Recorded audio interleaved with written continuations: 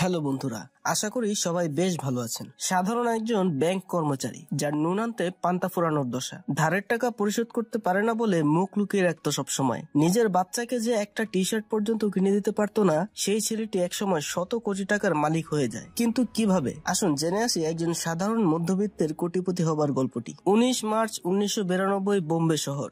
সকালের আলো ফোটার সাথে সাথে ভাস্করের ঘড়িতেও অ্যালার্ম বেজে ওঠে। অ্যালার্ম অফ করে ভাস্কর মর্নিং ওয়াকে বেরিয়ে পড়ে। মর্নিং ওয়াক শেষে টুকটাক জিনিস কিনে যখন সে বাড়ি ফিরছিল, তখন সিবিআই অফিসারেরা তার রাস্তা আটকে দাঁড়ায়। চিফ ইনভেস্টিগেশন অফিসার লক্ষণ রাও ভাস্করকে গাড়িতে তুলে নেয় এবং বলে তার বিরুদ্ধে ইনকোয়ারি হবে। এরপর ভাস্করকে নিয়ে মাগাদা ব্যাংকে চলে যায়। ভাস্কর মূলত এই ব্যাংকেই চাকরি করত।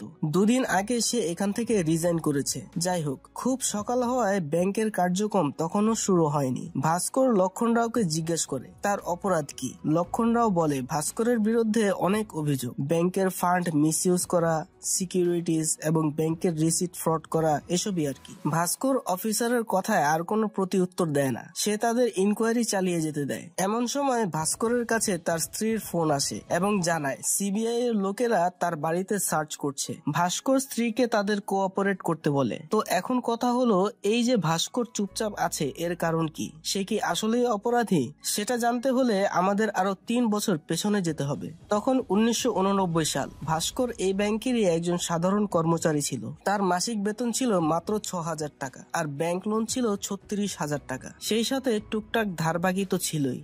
ভাস্কর চাকরির ক্ষেত্রে নিজের কাজের ব্যাপারে অত্যন্ত ডেডিকেটেড ছিল। সে 3 বছরে 3 বার সেরা এমপ্লয়ি হওয়ার অ্যাওয়ার্ডও পেয়েছে। আপাতত তার টার্গেট হলো এমআরএম বা অ্যাসিস্ট্যান্ট রিজিওনাল ম্যানেজারে পদোন্নতি করা, কারণ 1 মাস পরে বর্তমান এমআরএম রিটায়ার্ড করবে। ভাস্করের ধারণা ওনার রিটায়ার্ডের পরে সে এই পদটা পাবে। ভাস্কর আরেকটা জিনিসের উপরে খুবই ইন্টারেস্টেড, সেটা হলো মারুতি 800 মডেলের গাড়ি। এই গাড়িটা ব্যাংকের সম্পত্তি। গাড়িটা যার ছিল সে এটা লোন পরিশোধ করতে পারেনি, তাই ব্যাংক গাড়িটা সিজ করে এখানে ফেলে রেখেছে। ভাস্কর রোজ গাড়িটা দেখে আর ভাবে এই গাড়িটা যদি সে কিনতে পারতো, কিন্তু তার আগে তো নিজে এর নেওয়া লোনগুলো পরিশোধ করতে হবে, তা না হলে এরকম স্বপ্ন দেখা বৃথা। যাই হোক, বেতনের টাকায় ভাস্কর কুলোতে পারতো না, তাই সে একটা সাইড ইনকামের পথ বের করে। সে ব্যাংকে আসা কাস্টমারদের ফর্ম পূরণ করে দিত আর এভাবে এক্সট্রা কিছু টাকা ইনকাম হয়ে যেত। তো কাজ শেষ করে বাড়ি ফেরার সময় কলোনির ভেতর দিয়ে যাবার সময় অনেক মানুষ ভাস্করের দিকে বিরক্তি ভরে তাকাতো, কারণ তারা সবাই ভাস্করের কাছে টাকা পায়। ভাস্কর অবশ্য তাদের আজ দেব কাল দেব বলে কোন রকমের দাবিয়ে রাখতো। এতগুলো চোখকে ফাঁকি দিয়ে শেষমেশ সে বাড়িতে পৌঁছায়। ভাস্করের বাড়িতে আছে তার বাবা প্রহ্লাদ কুমার, যিনি একসময় চার্টার্ড অ্যাকাউন্টেন্ট ছিলেন। রিটায়ারমেন্টের পরে তার এক বন্ধুর সাথে সে ব্যবসা শুরু করেন, কিন্তু ওনার বন্ধু ওনাকে ধোকা দিয়ে সব টাকা মেরে দেয়। সেই থেকে উনি আর কারোর সাথে তেমন কথা বলেন না, ঘর থেকেও বের হন না। ভাস্করের মা ছোটবেলাতেই মারা গিয়েছে। এক ভাই আছে, সে ইঞ্জিনিয়ারিং পড়ছে।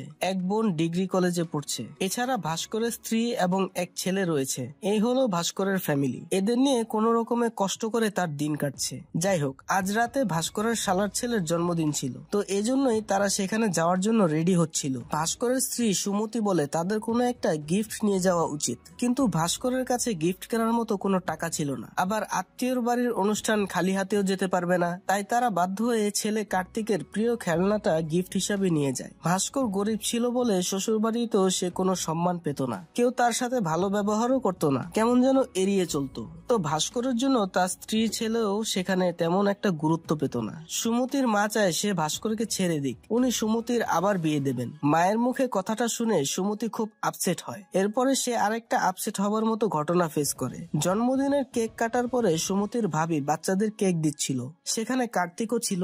সে কার্তিককে একটা ছোট পিস দেয়। কার্তিক একটা বড় পিস চাইলে সে কার্তিককে বলে তুমি এতটুকুই ডিজার্ভ করো। আড়াল থেকে দৃশ্যটা দেখার পরে সুমতি খুব রেগে যায়। সে তখন কার্তিক আর ভাস্করকে নিয়ে সেখান থেকে বের হয়ে যায়। এরপরে তারা একটা ক্যাফেতে আসে। কার্তিকের খিদে পেয়েছিল, তাই ভাস্কর বার্গার আনতে যায়, কিন্তু তার কাছে 3টে বার্গার কেনার মতো টাকা ছিল না। সে দোকানদারকে বলে 2টা বার্গার বার্গার দিতে।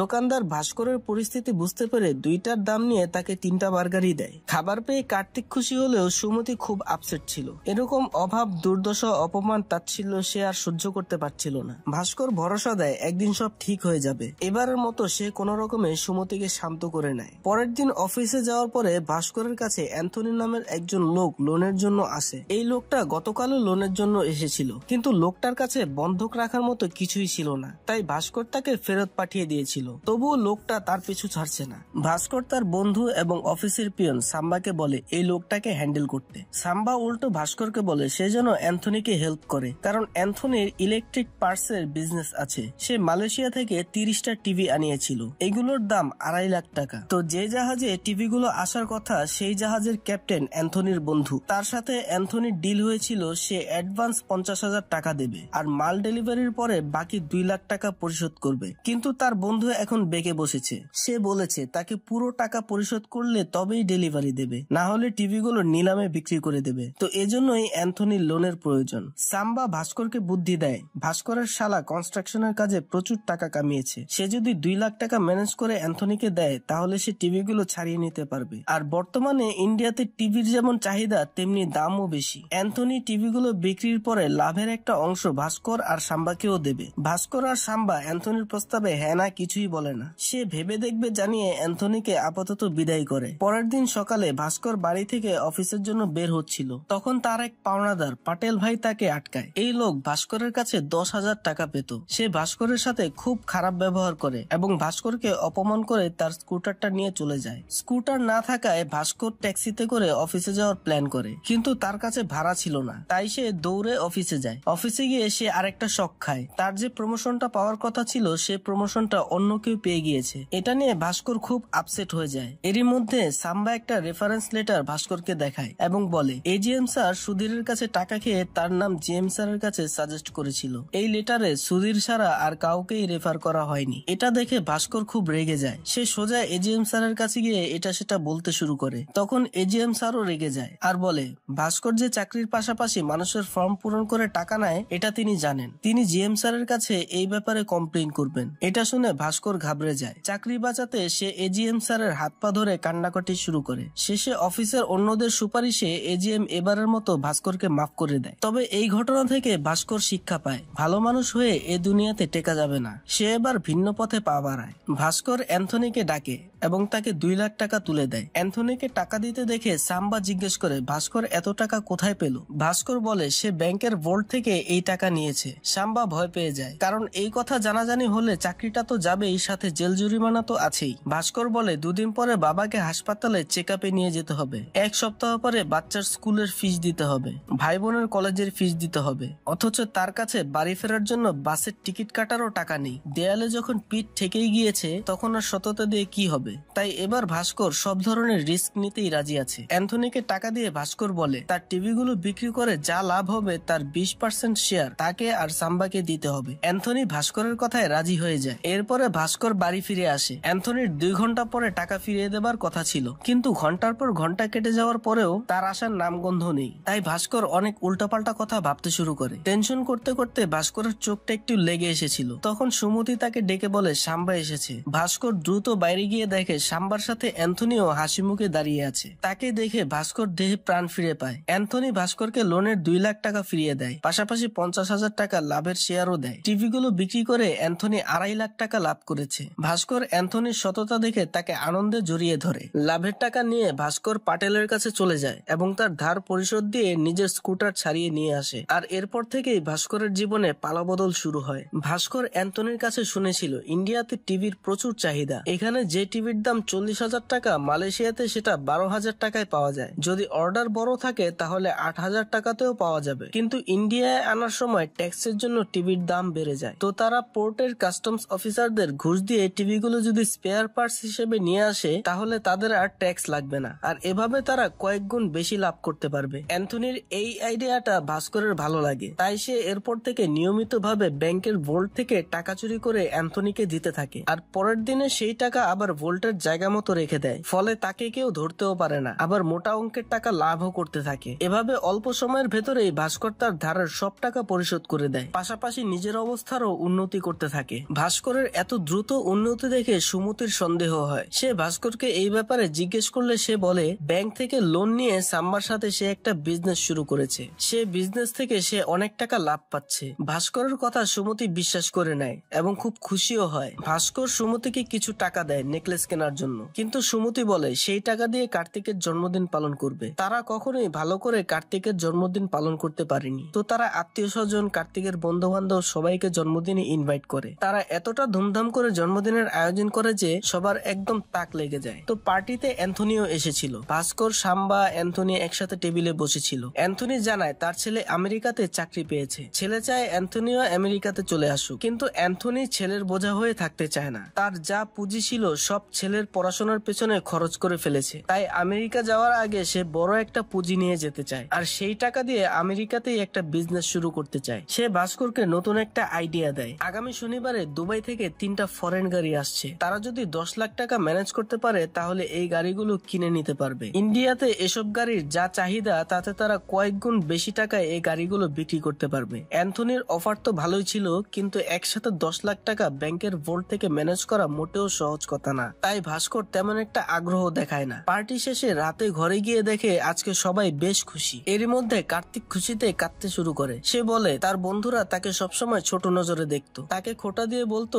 কার্তিক সবসময় আমাদের জন্মদিনে ফ্রিতে কেক খেতে আসে, ওর জন্মদিনে আমাদের কখনো কেক খাওয়ায় না। আজ নিজের জন্মদিনে বন্ধুদের কেক খাওয়াতে পেরে কার্তিকের মনের সব বেদনা দূর হয়ে গেছে। কার্তিক সবসময় তার নানা বাড়িতে একই টি শার্ট পরে যেত, তাই তার মামাতো ভাই তাকে খোঁচা দিয়ে বলতো তোর বাবা কি তোকে টি শার্ট কিনে দিতে পারে না, সবসময় একই জিনিস পরে আসিস। আজ কার্তিকের গায়ে কোট প্যান্ট দেখে মামাতো ভাইয়ের কথাই বন্ধ হয়ে গেছে, তাই কার্তিক বাবা মায়ের কাছে প্রমিস করে এখন থেকে সে আর কখনো তাদের অবাধ্য হবে না। ছেলের এমন আনন্দ দেখে ভাস্কর আবারও নিজের মত পাল্টায়। সে ভাবে এদের খুশি রাখা তার দায়িত্ব, আর এজন্যই তাকে আরো টাকা কামাতে হবে। তাই ভাস্কর অ্যান্থনিকে ফোন দিয়ে বলে সে তাকে শনিবারে 10 লাখ টাকা ম্যানেজ করে দেবে। তো শনিবার দিন ভাস্কর ব্যাংকে গিয়ে অনেক ঝামেলা বিপদ সামলে 10 লাখ টাকা বের করে এনে অ্যান্থনিকে দেয়। সেই টাকা দিয়ে অ্যান্থনি গাড়ি 3টা সারিয়ে নেয়, কিন্তু এরপরই তারা বড় একটা সমস্যায় পড়ে। তাদের যে লোকের কাছে গাড়িগুলো বিক্রি করার কথা ছিল সেই লোকটা পুলিশের হাতে ধরা পড়েছে, তাই এখানে গাড়ি কেনার মতো আর কোনো ক্লায়েন্ট নেই। তারা 3জন মহা বিপদে পড়ে যায়। কাল রবিবার ব্যাংক বন্ধ, পরশু সোমবার ব্যাংক খুলবে, আর ভাস্করকে সোমবার সকালেই ব্যাংকের ভোল্টে জায়গা মতো টাকা রাখতে হবে, না হলেই খেল খতম। ভাস্কর অ্যান্থনিকে খোঁজ নিতে বলে অন্য কোনো প্রদেশে এসব গাড়ি কেনার লোক আছে কিনা। অ্যান্থনি খোঁজ খবর নিয়ে জানতে পারে গোয়াতে একজন ক্লায়েন্ট আছে যে গাড়িগুলো কিনবে। তারা তখনই গোয়া যাওয়ার প্ল্যান করে, কিন্তু পথে 2টা পুলিশ চেকপোস্ট পড়ে। তারা এই ইম্পোর্টেড কার নিয়ে কখনো চেকপোস্ট পার হতে পারবে না, তাই ভাস্কর একটা প্ল্যান খাটায়। প্রথমে তারা গাড়িতে সরকারি ফেক নম্বর প্লেট বসায়, তারপর 3জন ফকিরকে মন্ত্রীদের মতো ড্রেস পরিয়ে মন্ত্রী সাজায়, এরপর একজন বার ড্যান্সার ভাড়া করে তাকে মডেল সাজায়। এরপরে তাদেরকে গাড়িতে নিয়ে ভিআইপি পরিচয় দিয়ে 2টো পুলিশ চেকপোস্টই ফাঁকি দিয়ে গোয়ায় পৌঁছে যায়। সেখানে গিয়ে তারা 10 লাখের গাড়িতে 20 লাখ টাকা লাভ করে। ভাস্কর এই লাভের টাকা থেকে 1 লাখ টাকা করে ফকিরদের এবং ড্যান্সারকে দেয়, বাকি টাকা সে, অ্যান্থনি আর সাম্বা ভাগ করে নেয়। যাই হোক, ঝামেলা মিটিয়ে তারা অ্যান্থনিকে এয়ারপোর্টে ছেড়ে দেয়। এরপরে ভাস্কর বাড়িতে গিয়ে তার কয়েকটা ড্রেস সেই টাকার ব্রিফকেসে ভরে নেয়। তারপর সে অফিসের উদ্দেশ্যে রওনা দেয়। অফিসে এসেই ভাস্কর টেনশনে পড়ে যায়। সে খেয়াল করে ব্যাংকে পুলিশ এসেছে। ভাস্কর ভাবে হয়তো তার ভোল্ট থেকে টাকা নেওয়ার খবর ফাঁস হয়ে গেছে। ভাস্কর ভয়ে ভয়ে ব্যাংকে ঢোকে। এরপরে জানতে পারে পুলিশ আসলে তার জন্য আসেনি, বরং এজিএম এবং এমআরএম লোন দেওয়ার বিনিময়ে মানুষের কাছে পার্সেন্টেজ নিত। এই স্ক্যামের জন্যই তাদের ধরতে পুলিশ এসেছে। এটা শোনার পরে ভাস্কর কিছুটা হাফ ছেড়ে বাঁচে। এত সব ঝামেলার মাঝেও সে এক ফাঁকে ব্রিফকেসের টাকাগুলো ভোল্টে রেখে দেয়। এর ঠিক একটু পরেই ভাস্করের ব্রিফকেসটা জিএম স্যারের নজরে আসে। জিএম স্যারের ভাস্করের উপরে সন্দেহ হয়। তিনি ভোল্ট ম্যানেজারকে ভোল্টের গত দিনের কালেকশন চেক করার নির্দেশ দেয়, আর ভাস্করকে তার ব্রিফকেস খুলে দেখাতে বলে। ভোল্ট ম্যানেজার জানায় টাকার অ্যামাউন্ট ঠিক আছে। ভাস্করও ব্রিফকেস খুলে দেখায় সেখানে জামা কাপড় ছাড়া আর কিছুই নেই। জিএম এবার নিশ্চিত হয়ে চলে যায়। এই ঘটনার পরে ভাস্কর ভাবে সে এসব অপরাধ জগৎ ছেড়ে দেবে। সে নিজের সিদ্ধান্ত সাম্বাকেও জানায়, কিন্তু সাম্বা এভাবে গরিব জীবন কাটাতে চাইছিল না। সে ব্যাংকের পিয়নের চাকরি ছেড়ে দিয়ে নিজের একটা ব্যবসা শুরু করে, আর ভাস্করও গুনে দেখে সে মোট 6 লাখ টাকা কামিয়েছে। সে টাকাগুলো পরিবারের সব সদস্যের নামে আলাদা আলাদা কৌটাতে জমিয়ে রাখে। কিন্তু এরই মধ্যে তার ভাইয়ের লন্ডনের একটা কলেজে অ্যাডমিশন হয়ে যায়। এম্বাসিতে কথা বলে জানতে পারে সব প্রসেসিং এর জন্য 6 লাখ টাকা লাগবে। ভাইয়ের ফিউচারের কথা ভেবে ভাস্কর তার জমানো সব টাকা খরচ করে ভাইকে লন্ডনে পাঠিয়ে দেয়। ফলে ভাস্কর যেখান থেকে সব শুরু করেছিল আবার সেখানেই ফিরে আসে। যাই হোক, এজিএম এবং এমআরএম এর ধরা পড়ায় ভাস্করের কপাল খুলে যায়। ব্যাংকে যেহেতু দুটো পোস্ট খালি হয়ে গিয়েছিল, তাই জিএম এর রেফারে চেয়ারম্যান স্যার ভাস্করকে এজিএম পোস্টের প্রমোশন দেয়। যেহেতু ভাস্করের ডিউটি রেকর্ড খুব ভালো ছিল, তাই তাকেই এই পদের জন্য মনোনীত করা হয়। ভাস্করের বেতন 6,000 থেকে একদম 19,500 হয়ে যায়, সাথে তো অন্যান্য বোনাস আছেই। ভাস্কর আনন্দে একদম আত্মহারা হয়ে যায়। চেয়ারম্যান স্যার ভাস্করকে জিজ্ঞেস করে তার আর কোনো চাওয়া আছে কিনা। ভাস্কর বলে ব্যাংকের ওই মারুতি 800 মডেলের গাড়িটা তার অনেক পছন্দের। চেয়ারম্যান স্যার হেসে ভাস্করকে গাড়িটা দিয়ে দেয়। এজিএম হিসাবে কাজ শুরু করার আগে চেয়ারম্যান স্যার ভাস্করকে একজন স্পেশাল ক্লায়েন্টের ব্যাপারে সাবধান করে দেয়, যার নাম হার্ষা মেহরা। বলা চলে হার্ষা মেহরা তাদের ইলিগেল ক্লায়েন্ট। এখানে ব্যাংকে একটা সিন্ডিকেট আছে। আমাদের সাধারণ পাবলিকদের যেরকম লোনের প্রয়োজন হয়, অনেক সময় ব্যাংকেরও লোনের প্রয়োজন হয়। তখন এক ব্যাংক থেকে অন্য ব্যাংকে লোন নেওয়ার প্রয়োজন হয়, কিন্তু আইন অনুযায়ী ব্যাংক থেকে ব্যাংকে লোন দেওয়া নেওয়া নিষিদ্ধ। তাই এক ব্যাংকের কর্তৃপক্ষ একজন ব্রোকারের অ্যাকাউন্টে টাকা পাঠিয়ে দেয়, আর ব্রোকার সেই টাকা অপর ব্যাংকের অ্যাকাউন্টে পাঠিয়ে দেয়। এভাবে যখন লোন পরিশোধের সময় হয়, তখন আবার তারা সেম প্রসেসে ব্যাংকের টাকা পরিশোধ করে দেয়। তো এই হার্ষা মেহরা হলো সেই ব্রোকার। সে মাগাদা ব্যাংক আর কাটারি ব্যাংকের মধ্যে ব্রোকার হিসাবে কাজ করে। যাই হোক, হার্ষার হয়ে তার সব টাকা আদান প্রদান, কাগজপত্র সব দেখাশোনা সূর্য নামের একজন করত। সূর্য ভাস্করের কাছে আসে লোনের চেক ইস্যু করার জন্য। ভাস্কর সূর্যকে লোন পরিশোধের জন্য 14 দিনের সময় দেয়। সূর্য বলে তাদের লোন পরিশোধ করতে কিছুদিন লেটও হয়ে যেতে পারে, তাই ভাস্করকে ঘুষ হিসেবে একটা দামি ঘড়ি গিফট দেবার চেষ্টা করে। কিন্তু ভাস্কর তার গিফট ফিরিয়ে দিয়ে বলে 14 দিনের একদিনও যেন লেট না হয়। নির্ধারিত সময় শেষে সূর্য লোনের টাকা ফেরত দিতে আসে। সূর্য চলে যাওয়ার পরে ভাস্কর হার্ষার ব্যাংক স্টেটমেন্ট চেক করতে গিয়ে কিছু অদ্ভুত ব্যাপার লক্ষ্য করে। তারা হার্ষার অ্যাকাউন্টে যে টাকা পাঠিয়ে দেয়, সে টাকা হার্ষা আরেকটা অ্যাকাউন্টে ট্রান্সফার করে, আর এভাবে নিজেদের মধ্যে টাকা আদান প্রদান করে। কিন্তু আশ্চর্যের ব্যাপার হলো, তারা যে কাটারি ব্যাংকের মাধ্যমে লোন নেয়, কিন্তু স্টেটমেন্টে সেই কাটারি ব্যাংকের নাম উল্লেখ নেই। অর্থাৎ তারা যে লোন ইস্যু করে সেটা কাটারি ব্যাংকে পৌঁছায় না। এই ব্যাপারটা নিয়ে আলোচনার জন্য ভাস্কর কাটারি ব্যাংকের এজিএম এর সাথে দেখা করে, কিন্তু এই লোক তো আগেই হার্ষার কাছে বিক্রি হয়েছিল, তাই সে ভাস্করকে কোনো রকম সাহায্য করে না। ভাস্করের মনের প্রশ্ন আসে, হার্ষা তাহলে ব্যাংক লোনের টাকা দিয়ে কি করে? ভাস্কর খোঁজ খবর নিয়ে জানতে পারে হার্ষা শেয়ার বাজারে একটা বড় সিন্ডিকেট চালায়। সে প্রথমে কোনো একটা কোম্পানির সব শেয়ার কিনে নেয়, এরপর তার লোকদের দিয়ে সেই শেয়ারগুলো উচ্চ প্রাইসে কেনায়। পরবর্তীতে যখন মার্কেটে সেই কোম্পানির শেয়ারগুলোর দাম বেড়ে যায়, তখন সে সবগুলো শেয়ার একসাথে বিক্রি করে দেয়, আর এভাবে সে প্রতিবারে প্রচুর টাকা হাতিয়ে নেয়। ভাস্কর এটা জানার পরে ভেবেছিল সে চেয়ারম্যান স্যারকে সব জানিয়ে দেবে, কিন্তু পরে উপলক্ষ করে চেয়ারম্যান স্যারকে জানিয়ে দিয়ে তার কি লাভ? তার যেটাতে লাভ হবে সেটাই করা উচিত। এজন্য সে পার্সোনালি সূর্যের সাথে দেখা করে। ভাস্কর সূর্যকে শর্ত দেয়, সে তাদের যতগুলো লোন পাইয়ে দেবে তার বিনিময়ে ভাস্করকে 1% কমিশন দিতে হবে। পাশাপাশি তারা যেসব শেয়ার কিনবে বা বিক্রি করবে সেগুলোর ইনফরমেশন ভাস্করকে একদিন আগে জানাতে হবে। উপায় না পেয়ে সূর্য ভাস্করের শর্ত মেনে নেয়। এরপর থেকে ভাস্করের উন্নতির দুয়ার আবারও খুলে যায়। তার কাছে বান্ডেল বান্ডেল টাকা আসতে শুরু করে। সে এক চান্সে সূর্যের কাছ থেকে কমিশনের 25 লাখ টাকা পেয়ে যায়। কিন্তু এতগুলো টাকা সাধারণ ব্যাংকারের কাছে থাকলে যে কেউই সন্দেহ করবে, তাই এই কালো টাকা সাদা করার জন্য ভাস্কর আনোয়ার নামের একজনের সাথে দেখা করে। আনোয়ার টাকাগুলো লটারির টিকিটের পেছনে ইনভেস্ট করতে বলে। তারা একটা লটারি কোম্পানির কাছে যায়, তারপরে 25 লাখ টাকা এবং 3% কমিশন তাদের দিয়ে দেয়। বিনিময়ে লটারি কোম্পানি ভাস্করকে লটারির প্রথম প্রাইজটা পাইয়ে দেয়। পরের দিন পত্রিকায় নিজের লটারির নম্বর চেক করে ভাস্কর এমন অ্যাক্টিং করে যে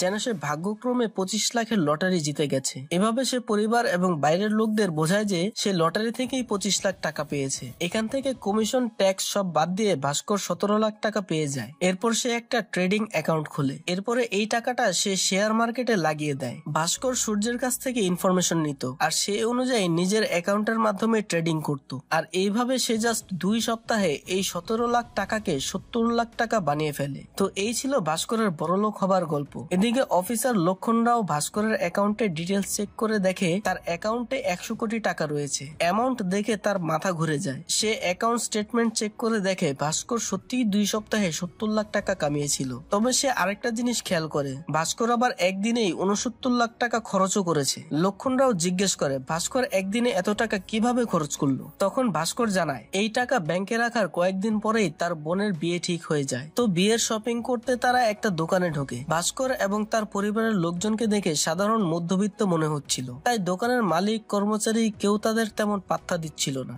বেশ অসম্মান করছিল। এই ব্যাপারটা ভাস্করের ইগোতে লেগে যায়। সে তখনই দোকান থেকে বেরিয়ে যায় এবং সব টাকা ব্যাংক থেকে তুলে আনে। সেই টাকা দিয়ে প্রথমে সে একটা দামি গাড়ি কিনে, দামি জামা কাপড়, ঘড়ি এবং জুতো কিনে। সেগুলো পরে আবারও সেই দোকানের সামনে এসে ভিআইপি গেটআপে গাড়ি থেকে নামে। তারপর দোকানে গিয়ে সমস্ত দামি গহনা কিনে নেয়। আগের বার যারা ভাস্করের সাথে ঠিক মতন কথাও বলছিল না, এবার তারা তোষামোদে একদম ভরিয়ে ফেলে। আর মূলত এভাবেই ভাস্কর তার টাকাগুলো খরচ করে ফেলে। যাই হোক, বোনের বিয়ে দিতে গিয়ে ভাস্করের যত লিগ্যাল টাকা ছিল সব ফুরিয়ে যায়। তো এরপরের বার সূর্যের কাছ থেকে পাওয়া কমিশনের কালো টাকা নিয়ে ভাস্কর আবারও আনোয়ারের কাছে যায়। আনোয়ার বলে 3 মাসে পরপর 2 বার লটারি জিতলে ইনকাম ট্যাক্স ঝামেলা করতে পারে। তাই সে ভাস্করকে বুদ্ধি দেয়, তারা এই টাকাগুলো নিজেদের লোক দিয়ে দেশের বাইরে হুন্ডি করে পাঠিয়ে দেবে। এরপর বাইরের দেশ থেকে বিভিন্ন অর্ডার পারচেসের মাধ্যমে তারা টাকাগুলো আবারও পাঠিয়ে দেবে। কিন্তু এর জন্য একটা প্রাইভেট লিমিটেড কোম্পানির প্রয়োজন। সুমতির অনেকদিন ধরে একটা খাবারের রেস্তোরাঁ দেওয়ার ইচ্ছা ছিল। ভাস্কর এবার এই সুযোগটা কাজে লাগায়। সে সুমতিকে একটা খাবারের শপ বানিয়ে দেয়। আর সেই শপের নামে ভাস্কর ফেক বিল বানিয়ে কন্টিনিউ কালো টাকা সাদা করতে থাকে। এভাবে সে ব্যাপক পরিমাণে টাকা কামিয়ে নিতে থাকে। সে বড়লোক থেকে আরো বেশি বড়লোক হয়ে যেতে থাকে। ফলে তার আচরণেও অনেক চেঞ্জ আসতে থাকে। তার ব্যবহার আচরণ অনেক বেশি রুড হয়ে যায়। সব জায়গায় টাকার গরম দেখাতে শুরু করে। প্রচুর পরিমাণে ড্রিঙ্কসও করা শুরু করে। এই নিয়ে সুমতির সাথে তার মন কষাকষিও শুরু হয়ে যায়। এরই মধ্যে আবার আরেকটা ঘটনা ঘটে যায়। কাটারি ব্যাংকের এজিএম হরিহরন ভাস্করের সাথে দেখা করতে আসে। ভাস্কর হরিহরনকে জানায় তার ব্যাংকের নামে এখন পর্যন্ত 90 কোটি টাকার লোন ইস্যু হয়েছে। এটা শুনে হরিহরনের মাথা খারাপ হয়ে যায়। সে ভাস্করের কাছ থেকে লোনের বিয়ার স্টেটমেন্ট চেক করে বলে এগুলোতে সে সই করেনি, তার সই নকল করে কাটারি ব্যাংকের নামে লোন উঠানো হয়েছে। হরিহরন একদম হতাশ হয়ে পড়ে। এত বড় অ্যামাউন্ট, এই কথা যদি বাইরে বের হয় তাহলে শেয়ার মার্কেট কোলাপস হয়ে যাবে, ইন্ডিয়ার ইকোনমি একদম ভেঙে পড়বে। আতঙ্কে হরিহরন তখনই হার্ট অ্যাটাক করে। ভাস্কর তাকে দ্রুত হাসপাতালে নিয়ে যায়, কিন্তু তাকে আর বাঁচানো যায় না। হরিহরনের মৃত্যু ভাস্করের মনে ব্যাপক প্রভাব ফেলে। সে ভাবে একদিন তো তারও এরকম পরিণতি হতে পারে। সে এবার ভাবে এসব দুর্নীতি ছেড়ে দেবে কিনা। এরই মধ্যে সে আরেকটা ঘটনার সম্মুখীন হয়। ভাস্কর তার শ্বশুর বাড়িতে বেড়াতে যায়। ভাস্করের শালার রিসেন্টলি ব্যবসায় লস খেয়ে নাজেহাল অবস্থা। তার 50 লাখ টাকার প্রয়োজন। সুমতির মা আর ভাবি সুমতিকে রিকোয়েস্ট করছিল সে যেন ভাস্করকে বুঝিয়ে তার ভাইয়ের জন্য 50 লাখ টাকার ব্যবস্থা করে দেয়। তখন সুমতি বলে এটা ভাস্করের টাকা, ভাস্কর টাকা দেবে কি না দেবে এটা সম্পূর্ণ তার ব্যাপার। তো এই ব্যাপারটি নিয়ে সুমতির সাথে তার মায়ের একটু তর্কাতর্কি হয়ে যায়। তর্কের এক পর্যায়ে সুমতির মা তাকে খোঁটা দিয়ে বলে আমি তোকে হোমমেড ফুডের বিজনেস প্ল্যান দিয়েছিলাম বলেই তোরা ইনকাম করে খেতে পারছিস। এই কথাটা সুমতির খুব খারাপ লাগে। সে তখনই ফিরে গিয়ে নিজের দোকানটা ভেঙে ফেলে এবং ব্যবসা বন্ধ করে দেয়। বাড়িতে ফিরেও ভাস্করের সাথে সুমতির অনেক ঝগড়া হয়। সুমতি এই নতুন ভাস্করকে একদমই একসেপ্ট করছিল না। সে পুরনো সাদামাটা ভাস্করকে ফেরত চাইছিল। তাদের এই ঝামেলা দেখে ভাস্করের বাবা বেরিয়ে আসে এবং ভাস্করকে ওনার রুমে ডাকেন। ভাস্করের বাবা অনেকগুলো পে বিলের রিসিট ভাস্করকে দেখায়। সেগুলো সুমতির দোকানের পে বিলের ডকুমেন্টস। ভাস্কর এটা সেটা বলে বাবাকে বোঝানোর চেষ্টা করলে তিনি বলেন আমি একসময় চার্টার্ড অ্যাকাউন্টেন্ট ছিলাম, আমাকে বোকা বানানোর চেষ্টা করিস না। আমি জানি এগুলো কিসের টাকা, এসব মানি লন্ডারিং এর টাকা। তুই যে খেলায় নেমেছিস এটা খুব ডেঞ্জারাস একটা গেম। একসময় টাকা কামানো পরিবারের চাহিদার জন্য ছিল, কিন্তু এখন তো টাকার নেশা হয়ে গেছে। দ্রুত টাকা কামানো এবং দ্রুত গাড়ি চালানো দুটি সাংঘাতিক এবং প্রাণঘাতিক। তাই এই পথ থেকে সরে যা। বাবার কথা আমলে নিয়ে ভাস্কর বেরিয়ে আসে এবং দেখে সুমতি তাদের সব কথা শুনে ফেলেছে। এতে তাদের মধ্যে রেষারেষি আরো বেড়ে যায়। তো এরপরে ভাস্কর সিদ্ধান্ত নেয় সে এসব অন্যায় কাজ ছেড়ে দেবে। এজন্য প্রথমে সে তার ট্রেডিং অ্যাকাউন্ট বন্ধ করে দেয়। পরের বার যখন সূর্য হার্ষার লোনের পেপারস নিয়ে আসে ভাস্কর সেই পেপারস ছিঁড়ে ফেলে এবং সূর্যকে বের করে দেয়। এমনকি সে জিএম এবং চেয়ারম্যান স্যারের নির্দেশও অমান্য করে। নিজের সিদ্ধান্তে অটল থাকে। ভাস্কর যতগুলো মানুষের সাথে খারাপ ব্যবহার করেছিল তাদের সবার কাছে ক্ষমা চায়। ভাইকে লন্ডনে বাড়ি কেনার জন্য টাকা পাঠায়।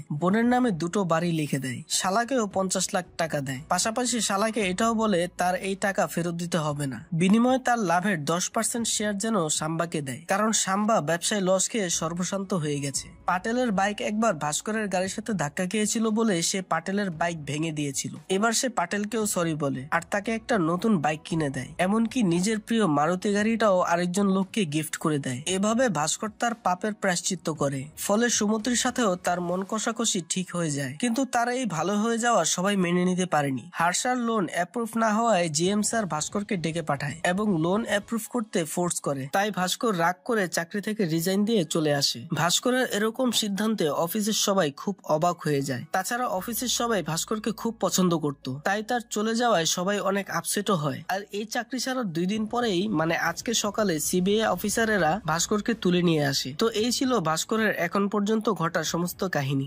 সিবিআই অফিসার অফিসার লক্ষণ রাও ভাস্করকে বলে ভাস্কর টেকনিক্যালি তার কালো টাকাকে সাদা করেছে, তাই তারা ভাস্করের উপর মানি লন্ডারিং এর অভিযোগ আনতে পারবে না। তবে ইনকোয়ারির জন্য তারা ভাস্কর আর সমতির ব্যাংকের ট্রানজাকশন স্টেটমেন্ট আইটি আর ইডি ডিপার্টমেন্টে পাঠিয়ে দিয়ে তাদের অ্যাকাউন্ট ফ্রিজ করে দিতে পারবে। তখন অ্যাকাউন্ট আনফ্রিজ করতে ভাস্করের এ অফিস থেকে সে অফিস চক্কর কাটতে কাটতেই জীবন পার হয়ে যাবে, অ্যাকাউন্ট আর কখনো সচল হবে না। তাই লক্ষণ রাও ভাস্করকে অফার করে সে যদি বাঁচতে চায় তাহলে সে যেন গ্রো হাই কোম্পানির নামে 100 কোটি টাকার একটা চেক বানায় আর সেই টাকাটা হার্ষার অ্যাকাউন্টে ট্রান্সফার করে দেয়। হার্ষা মেহরা টাকাটা আবার এই ব্যাংকে ট্রান্সফার করে দেবে, এতে ভাস্করও বেঁচে যাবে, আবার ব্যাংকের টাকা ব্যাংকেই থেকে যাবে। লক্ষণ রাওর ডিল শুনে এবার ভাস্কর বুঝতে পারে এই লোকও পুরো স্ক্যামের সাথে জড়িত। ভাস্কর কোনো সিদ্ধান্ত নেওয়ার আগেই অফিসে জিএম এবং চেয়ারম্যান চলে আসে আর তারা ভাস্করকে দিয়ে জোর করে চেকে সাইন করিয়ে নেয়। ভাস্করও চেকে সাইন দিয়ে হাসতে হাসতে বেরিয়ে যায়। ওরা ভেবেছিল ভাস্করের গল্পটা হয়তো এখানেই শেষ, কিন্তু আসল ধামাকা হয় যখন তারা চেকটা ট্রানজাকশন করতে যায়। তারা জানতে পারে ভাস্কর 10 দিন আগে তার অ্যাকাউন্টের সব টাকা উঠিয়ে নিয়েছে, সেই সাথে অ্যাকাউন্টটাও ডিএক্টিভেট করে দিয়েছে। এটা শুনে তো সবার মাথায় হাত। তারা ভাবতে থাকে এই ভাস্কর এখন আছে কোথায়। ভাস্কর অবশ্য ততক্ষণে প্লেনে বসে আছে এবং কিছুক্ষণের মধ্যেই আমেরিকাতে ল্যান্ড করবে। আসলে ভাস্কর আগে থেকেই জানতো তার সাথে খারাপ কিছু ঘটবে, তাই সে কয়েক সপ্তাহ আগেই বাবার সাথে সবটা শেয়ার করে। ভাস্করের বাবা তাকে দেশ ছেড়ে দেওয়ার সাজেশন দেয়, তো এজন্য ভাস্কর একজন ব্রোকারের সাথে দেখা করে। ব্রোকার জানায় 1 কোটি টাকা খরচ করলে আমেরিকার কন্ডিশনাল গ্রিন কার্ড পাওয়া যাবে আর 5 বছর পর সিটিজেনশিপ। তো ভাস্কর আমেরিকা যাওয়ার প্রস্তুতি নিতে থাকে। এছাড়া আমেরিকায় তো অ্যান্থনিও ছিল, ভাস্কর তার কাছেও হেল্প নেয় এবং তার মাধ্যমে সেখানে একটি হোটেল কিনে নেয়। বাকি টুকটাক কাজ করার জন্য সে তার বাবার বিভিন্ন পরিচিত লোকদের কাছে হেল্প নেয়। এভাবে সে খুব অল্প সময়ের মধ্যে আমেরিকার ভিসা প্রসেসিং করে ফেলে আর এভাবেই সে পরিবার নিয়ে সেফলি দেশ ছেড়ে আমেরিকায় গিয়ে সক্ষম হয়। তবে দেশ ছাড়ার আগে ভাস্কর আরেকটা ধামাকা করে দেয়। সে আরবিআই ডিপার্টমেন্টে ব্যাংকের চেয়ারম্যান এবং জিএম এর স্ক্যামের ব্যাপারে জানিয়ে দেয়। ফলে আরবিআই টিম মাগাদা ব্যাংকে ইনকোয়ারি করতে চলে আসে। ব্যাংকের স্টেটমেন্ট চেক করে তারা হার্ষা মেহরার নামও পেয়ে যায়। শুধু তাই না, এই কেসে সিবিআই অফিসার লক্ষণ রাও ফেসে যায়। এদের সবার ঘন্টা বাজিয়ে দিয়ে ভাস্কর আমেরিকায় গিয়ে ফুল দমে হোটেল ব্যবসা চালাতে থাকে আর শান্তিতে পরিবার নিয়ে জীবন কাটাতে থাকে। সেই সাথে লাকি ভাস্করের গল্পটাও এখানেই শেষ হয়ে যায়। বন্ধুরা, টাকা কামানোতে কোনো দোষ নেই, কিন্তু টাকা কামাতে গিয়ে যেন নিজের সততা, নৈতিকতা ও বিবেকের বিসর্জন না হয়ে যায়। মনে রাখবেন, টাকা গুরুত্বপূর্ণ, কিন্তু টাকাই সবকিছু না। টাকা দিয়ে সুখ, শান্তি ও সম্পর্কের মান বজায় রাখা যায় না। তাই টাকা ইনকামের পাশাপাশি আমাদের আদর্শ মানুষও হয়ে উঠতে হবে। সাসপেন্স থ্রিলার মুভি তো আমরা অনেক দেখেছি, কিন্তু এমন গল্প খুব কমই দেখার সুযোগ হয়। গল্পটা সত্যিই সব দিক থেকে অসাধারণ ছিল। তবে আপনাদের কাছে কেমন লাগলো সেটা অবশ্যই কমেন্টে জানাবেন। আর এমন সব সুন্দর সুন্দর মুভির এক্সপ্লেনেশন দেখার জন্য চ্যানেলটা সাবস্ক্রাইব করে বেল বাটনটা অল প্রেস করে রাখবেন। সবাই ভালো থাকবেন, সুস্থ থাকবেন। আল্লাহ হাফেজ।